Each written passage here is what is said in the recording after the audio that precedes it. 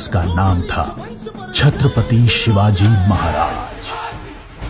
सन 1627 ईस्वी पूरे भारत पर मुगल साम्राज्य का आधिपत्य था।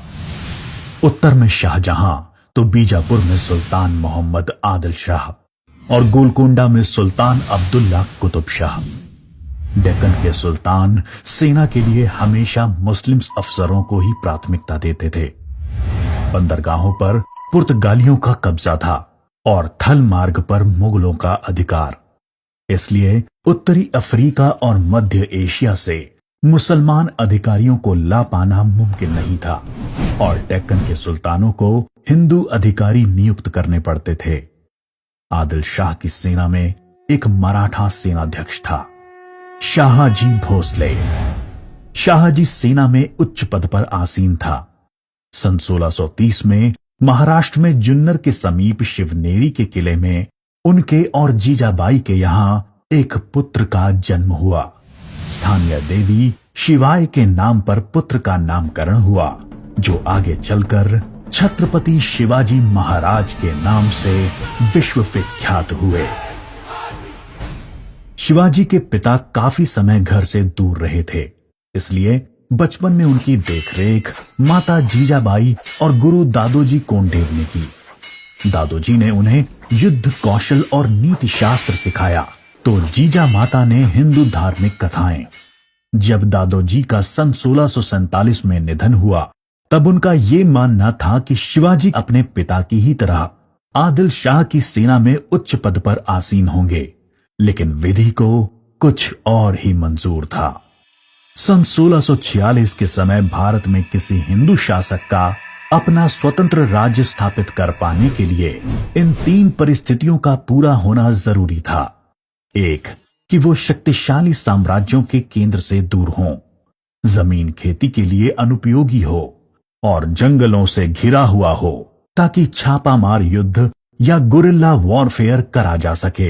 ये परिस्थितियां 1646 में शिवाजी के लिए अनुकूल बनी, जब उन्होंने स्थानीय किसानों मावली के समर्थन से अपनी सेना का निर्माण किया।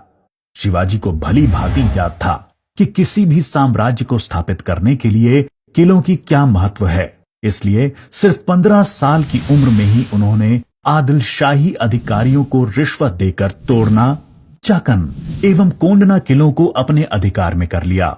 इसके बाद उन्होंने आबाजी सोमदेव की मदद से थाना, कल्याण और भिवंडी के किलों को मुल्ला अहमद से छीनकर अपने अधिकार में कर लिया। इन घटनाओं से आदिल शाही साम्राज्य में हड़कंप मच गया। शिवाजी को रोकने के लिए उनके पिता को गिरफ्तार कर लिया गया। इसलिए शिवाजी ने अगले 7 बरस तक आदिल शाह पर सीधा आक्रमण नहीं किया। शिवाजी ने यह समय अपनी सेना को बढ़ाने और प्रभावशाली देशमुखों को अपनी ओर करने में लगाया।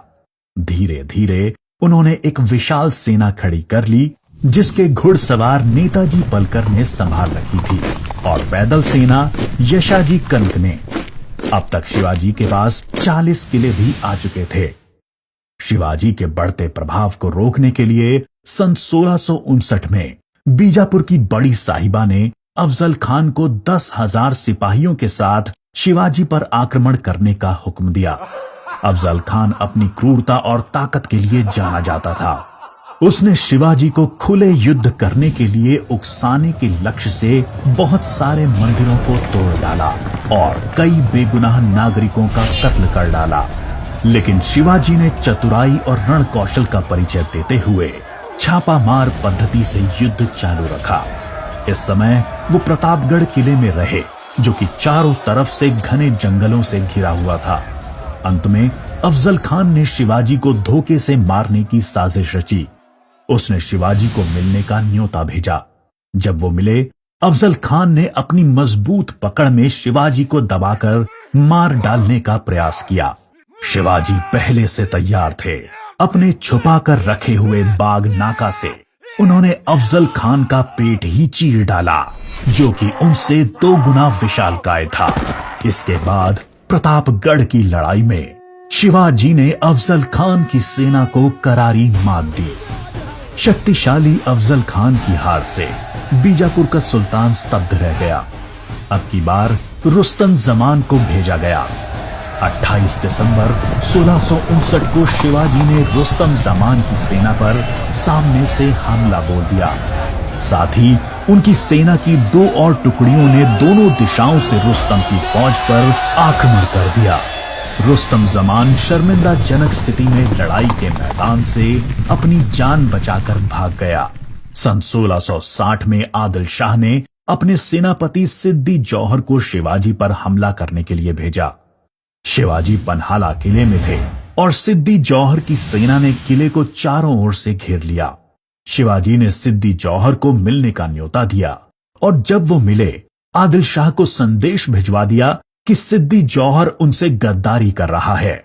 इससे आदिल शाह और सिद्दी जौहर के बीच लड़ाई छिड़ गई, जिसका फायदा उठाकर शिवाजी एक रात अपने 5000 सिपाहियों के साथ पन्हाला किले से बाहर निकल आए। बाजी प्रभु देशपांडे ने न सिर्फ सिपाहियों के साथ दुश्मन सेना को उलझाए रखा, जिसकी वजह से शिवाजी सकुशल विशालगढ़ पहुंच गए। इस लड़ाई में बाजी प्रभु देशपांडे को अपने प्राणों से हाथ धोना पड़ा। उनको महाराष्ट्र के इतिहास में एक महान योद्धा माना जाता है। इसके बाद बीजापुर की बड़ी बेगम ने औरंगजेब से शिवाजी को पकड़ने के लिए विनती करी। उसने अपने मामा शाइस्ता खान को 1,50,000 सैनिकों के साथ शिवाजी से युद्ध करने भेजा। शाइस्ता खान ने अपनी विशाल सेना के बल पर पुणे पर कब्जा कर लिया और शिवाजी के निवास स्थान लाल महल पे अपना बसेरा डाल दिया। शिवाजी ने चालाकी से अपने 400 सिपाहियों के साथ शादी के बारातियों के वेश में पुणे में प्रवेश कर लिया। रात के समय उन्होंने सीधे शाइस्ता खान के ऊपर खतरनाक हमला बोला। खान ने खाकी से कूदकर अपनी जान बचा ली, पर शिवाजी की तलवार की वार से अपनी 3 उंगलियां गंवा बैठा। उंगली तो गई और इज्जत भी। फिर शिवाजी ने सन 1664 में मुगल व्यवसायी केंद्र सूरत पर आक्रमण करके उसको तहस नहस कर डाला। औरंगजेब आग बबूला होकर 60 वर्षीय राजपूत सेना नायक मिर्जा राजा जय सिंह को अपने 1.5 लाख सैनिकों के साथ शिवाजी से लड़ने के लिए भेजा। इस युद्ध में शिवाजी की हार हुई और उन्हें अपने 23 किले और 4 लाख की मुद्रा हर्जाने के रूप में देनी पड़ी। उन्हें अपने 9 वर्ष के पुत्र संभाजी के साथ आगरा जाना पड़ा। शिवाजी को नियंत्रित रखने के लिए पहले यह तय हुआ कि उन्हें मुगल दरबार में कोई पद दिया जाए, लेकिन औरंगजेब ने उसको बदलकर शिवाजी को घर में कैद करने का आदेश दे दिया। औरंगजेब नहीं जानता था कि यह गलती बहुत महंगी पड़ेगी। शिवाजी ने बीमारी का बहाना बनाया और अपने स्वास्थ्य को ठीक करने के आशीर्वाद के लिए साधु संतों और फकीरों को रोजाना मिठाई और उपहार भेजने की इच्छा जताई। एक दिन वो खुद श्रमिक के भेष में सामान के डब्बे में संभाजी को छुपाकर बाहर निकल आए। वो मथुरा, काशी, गया, पुरी के बाद गोलकोंडा और बीजापुर होते हुए रायगढ़ पहुंच गए। 1670 तक शिवाजी ने कई लड़ाइयां लड़ते हुए 4 महीनों के भीतर अपने राज्य का बड़ा हिस्सा मुगलों से स्वतंत्र करा लिया। सन 1671 से 1674 तक औरंगजेब ने भरसक प्रयास किया शिवाजी को अपने अधीन करने का, लेकिन वो बुरी तरह से असफल हुआ। उसने अपने उत्तम योद्धाओं जैसे दाऊद खान और मोहब्बत खान को शिवाजी से लड़ने भेजा, लेकिन सबको मुंह की खानी पड़ी।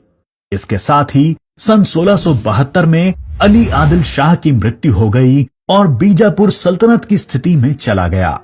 आखिर वो दिन आया जब गगा भट्ट ने 6 जून 1664 को पूरे उत्सवनुमा वातावरण में हिंदू परंपराओं के साथ शिवाजी का राज्याभिषेक किया। वो मराठा के राजा बने और कई सदियों के अंतराल के बाद हिंदू रीतियों, तिलक, जनेऊ और वेदों के उच्चारण के बीच किसी राजा का राज्याभिषेक संपन्न हुआ। शिवाजी की महानता सिर्फ उनकी बहादुरी और युद्ध कौशल में ही नहीं थी, वो एक योग्य प्रशासक भी थे। उन्होंने धर्म के आधार पर कभी किसी के साथ पक्षपात नहीं किया। उनके कई अधिकारी, यहाँ तक कि उनके व्यक्तिगत अंगरक्षकों में कुछ मुसलमान भी थे। उन्होंने कभी किसी भी नारी का निरादर नहीं किया। यहाँ तक कि युद्ध में हारे हुए दुश्मनों की स्त्रियों को भी सम्मान सहित वापस भेज देते थे। गुरिल्ला युद्ध, किलों का उपयोग और नवसेना का निर्माण भारत में पहली बार शिवाजी ने ही करा।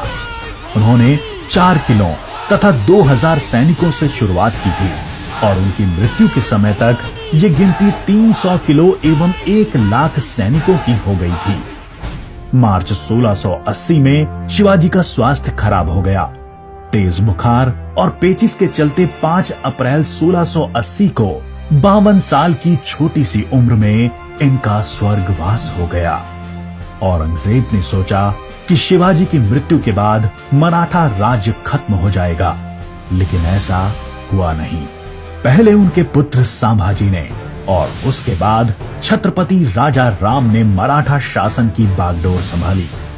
औरंगजेब को करीब 25 सालों तक मराठाओं के साथ युद्ध लड़ना पड़ा, जिसकी वजह से वो अपनी मृत्यु के समय तक पूरी तरह से बर्बाद हो चुका था। शिवाजी ने जो मराठा राज्य की नींव रखी, वो आगे चलकर कर्नाटक से लेकर अटॉक पाकिस्तान तक फैल गई। शिवाजी जैसे मनुष्य कभी मरते नहीं, लेकिन लोगों के हृदय में अपने महान कार्यों, साहस और बलिदानों की